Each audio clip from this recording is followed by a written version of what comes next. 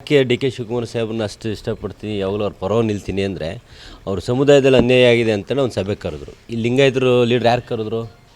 ಇವ್ರು ಯಾವ ನೈತಿಕತೆ ಇದೆ? ಮುಖ್ಯಮಂತ್ರಿ ಏನು 7 ಜನ ಮಂತ್ರಿಗಳೇನಿದ್ದಾರೆ ಇವತ್ತು, ಲಿಂಗಾಯತ ಮಂತ್ರಿಗಳು ರಾಜೀನಾಮೆ ಕೊಡಬೇಕು. ಎಲ್ಲರೂ ಒಬ್ರು ಕರೆದಿದ್ದಾರೆ, ಕರೆದು ಏನಾರು ಚರ್ಚೆ ಮಾಡಿದ್ದಾರೆ, ಶಾಸಕರನ್ನ ಏನಪ್ಪ ಎಂತಪ್ಪ ಅಂತ ಮಾಡಿದ್ದಾರೆ. ಈಶ್ವರ್ ಖಂಡ್ರವ್ರಿಗೆ ಫೋನ್ ಮಾಡಿದೆ, ಫೋನ್ ರಿಸೀವ್ ಮಾಡಲಿಲ್ಲ.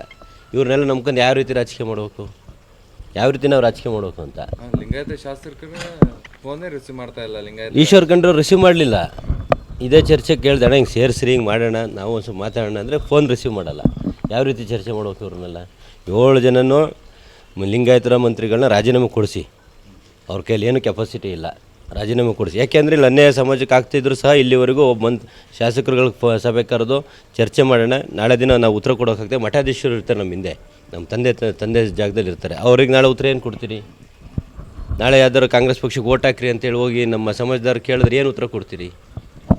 ಎಲ್ಲ ಸಮುದಾಯನೂ ಬೇಕು. ಹಂಗೆ ಅಂತ ನಮ್ಮ ಸಮುದಾಯಕ್ಕೆ ನಮ್ಮ ಲೀಡರ್ಗಳಂತ ಮಾಡಿರ್ತಾರೆ. ಎಲ್ಲ ಸಮುದಾಯದವ್ರನ್ನ ಯಾಕೆ ಕರ್ಕೊಂಡು ಹೋಗ್ತಾರೆ ಹೇಳ್ರಿ? ಒಬ್ಬರು ಲಿಂಗಾಯತರನ್ನ ಜನಗಳನ್ನ ಓಲೈಸಿದ್ರೆ ಒಬ್ಬರು ಇನ್ನೊಂದು ಸಮಾಜನ ಓಲೈಸ್ತಾರೆ. ಎಲ್ಲರೂ ಬೇಕು ಅಂತ ಮಾಡಿರ್ತಾರೆ. ಇವ್ರು ನಮ್ಮ ಇಲ್ಲಿವರೆಗೂ ಒಬ್ಬರಾದ್ರು ಮಾತಾಡಿದ್ದಾರೆ? ಒಬ್ಬರಾದ್ರೂ ಒಂದು ಸಭೆ ಕರೆದಿದ್ದಾರೆ ಲಿಂಗಾಯತರು ಮಂತ್ರಿಗಳು? ಅವ್ರಿಗೆ ಅವಶ್ಯಕತೆ ಇಲ್ಲ, ಅವ್ರಿಗೆ ಸ್ವಾರ್ಥ. ಅವರು ಅವ್ರ ವ್ಯವಹಾರ, ಅವ್ರ ರಾಜಕೀಯ, ಅವ್ರ ಮನೆ, ಅವ್ರ ಮಕ್ಕಳು. ದಯಮಾಡಿ ಈ ಕೂಡಲೇ ಒಂದು ಸಭೆ ಕರಿಬೇಕು ಲಿಂಗಾಯತರು ಮಂತ್ರಿಗಳು ಅಂತ ನಾನು ಮನವಿ ಮಾಡ್ತೀನಿ.